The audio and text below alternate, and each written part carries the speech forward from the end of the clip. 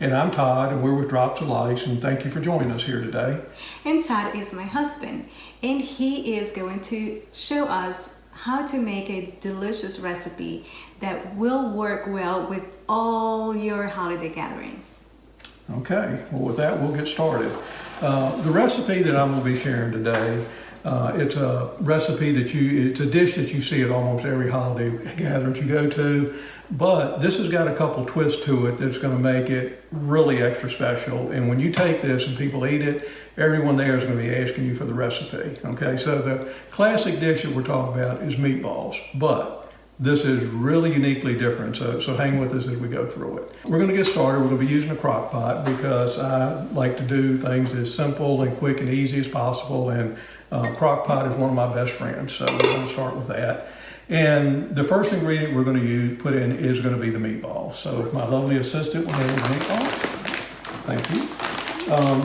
These meatballs, I just use frozen meatballs, but I use Italian meatballs. They already have some seasoning in them, and that seasoning is part of the recipe. So you don't want to put just plain meatballs in there. You don't want to use smoked meatballs or anything different. Make sure they're Italian meatballs. So let's go ahead and get started with that.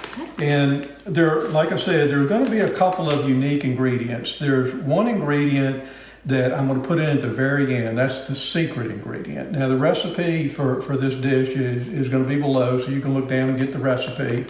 The secret ingredient, I'm going to show you how to add that in. If you don't add it in right, this isn't going to work out good. So we'll just cover that one at the end. So let's get started on the meatballs. And again, they are the foundation. As I'm opening these up, this kind of reminds me of a verse in the Bible. I think there's a verse in the Bible that talks about, Jesus spoke about a foundation. Oh yes, it is in Matthew, and it's talking about two men who built houses. One of the men was wise, and he built his house on the rock. Very wise. The other man, he was foolish, and he built his house on the sand. And what happened to these men? Actually, there was a lot of rain, winds, and one of the houses blew away. The foolish man. The foolish man. So his house is gone. He was foolish. His is gone. Okay. The other one it remained in its place. Okay, because he was wise. Yes. Okay, well, and that's a parable from the Bible, and Jesus often spoke in parables, and they're just little short stories with a big biblical meaning. And a lot of times when he would speak in parables, later he would explain the parable to his disciples. So is this one of the times where there's another place in the Bible that he actually explained what the parable meant? Actually, in the same chapter, it explains about that the wise man was the one who listened to God's will and his word, and he followed God. Okay. The foolish man, he didn't.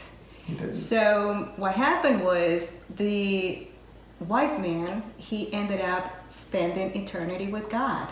The foolish man did not. Okay. Yeah. Well, we want to be the wise man. We want to have a good foundation. So Yeah. we're going to start our foundation with these great Italian meatballs, so we'll have a good foundation. And this bag that I have here is about 140 meatballs. We actually have a gathering that we're going to tonight, so this is going to be the dish that we bring. It's a potluck dinner, so we're going to be taking this. And probably about 70, 80 meatballs is going to be good for the amount of people that are going to be there. So we're going to go with that and just set the rest of this aside. Okay, so, and that's kind of what that looks like in there, so just the meatballs. And then the next ingredient that we have that we're going to put in is barbecue sauce. Oh. And, well, this is great having an assistant. I've never had that before. I really like that. That could spoil me. So, Does it matter, the brand? It actually does and it doesn't. You could use any brand. You'll get a result, but it won't be the best result. I would recommend I use Sweet Baby Ray's. I think that has just a perfect flavor. It adds to the recipe. It makes everything else pop. I've tried other ones. This is the best in my opinion. You could use another one, but if you do, just use a plain one. Don't get one that's hickory flavored or has honey in it or anything like that. All the other seasonings are going to do their job in here, and you don't want to put something else in there. So we're going to just use this Sweet Baby Ray's, and this is a 40-ounce bottle, and we are just going to just pour it all in there. And again, this is just such a simple recipe. And I know a lot of you've had meatballs or made meatballs, and you've got barbecue sauce in it, and you're going, oh wait, this is the same recipe. I already know this recipe. Well, hang with me to the end, because there's a couple of ingredients that you probably don't know, probably haven't used, and it'll make a difference on this. It'll be kind of a twist on the normal recipe. And we've got all that in there, and I'll show you that in just a second. So that's what we got so far. It kind of covers the meatballs.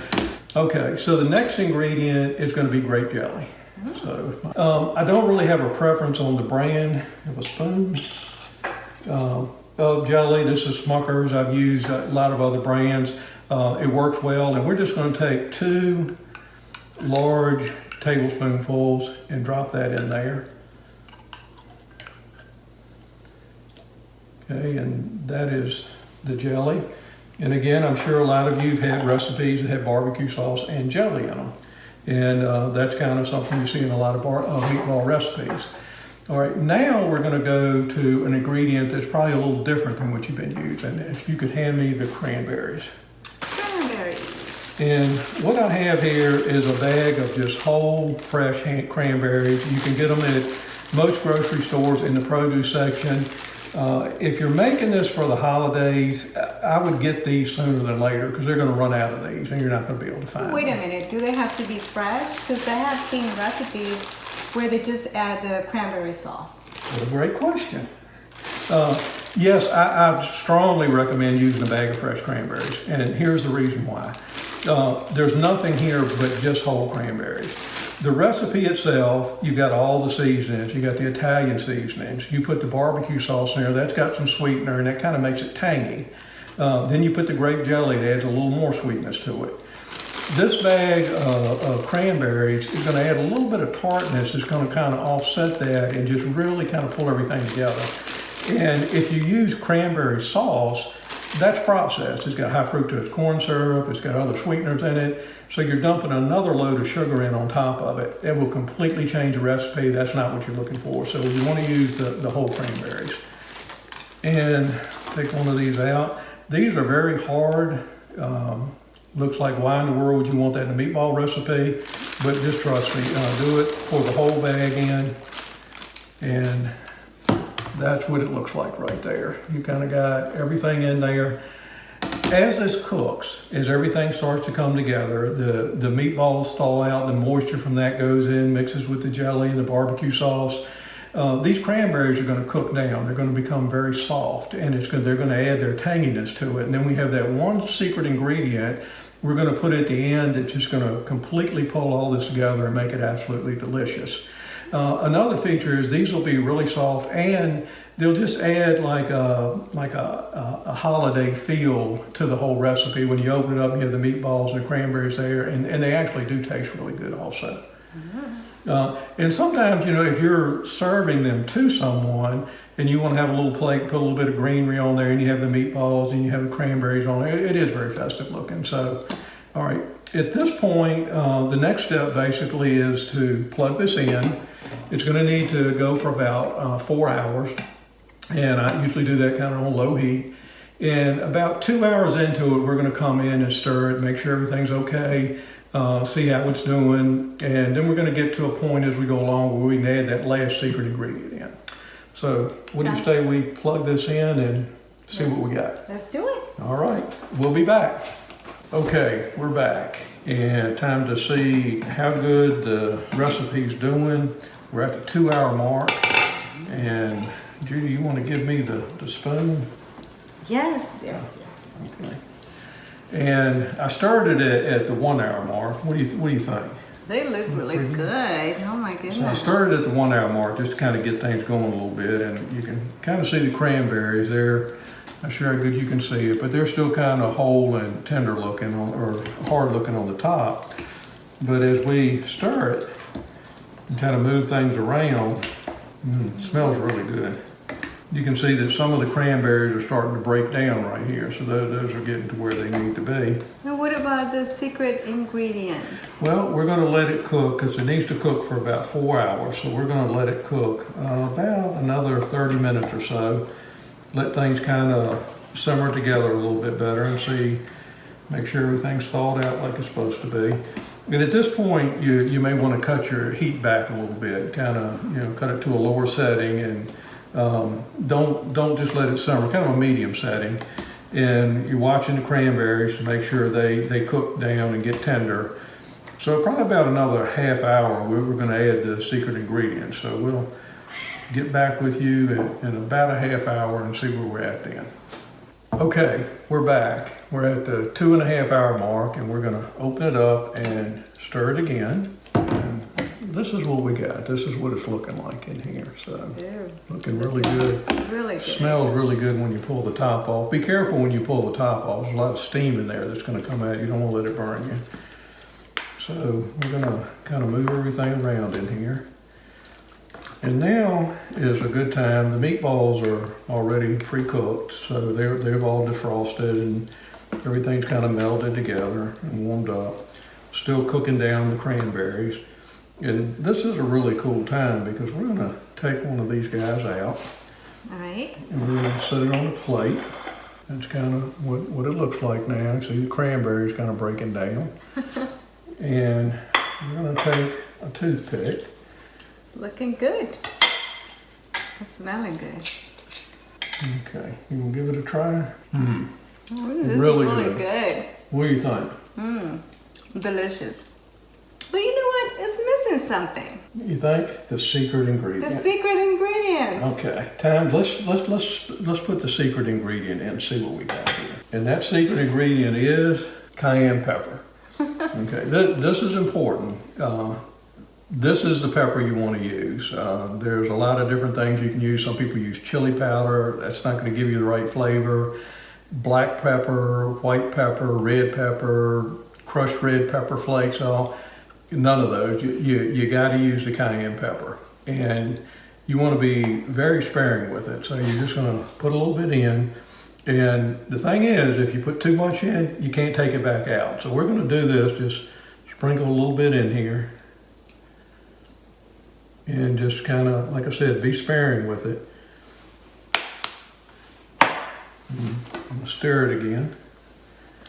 And the secret to using this pepper is it can get overpowering really quick. It adds flavor to it, but it can make it too spicy. So you want it to where when you take a bite of the meatball, you're not really gonna taste the pepper. And after you chewed the meatball and you swallow it, there's just going to be a little bite at the end, and that tells you that you got the perfect amount in there. It'll, like I said, it'll add to the flavor, but it won't overpower it to where it'll be too spicy. And once they get that little bite at the end, they're going to go, "Wow, that's great! I want another one of those." So that's what we're shooting for. But you have to do it a little bit at a time just to get the right amount in there. So we're going to put these back on. They're looking really good.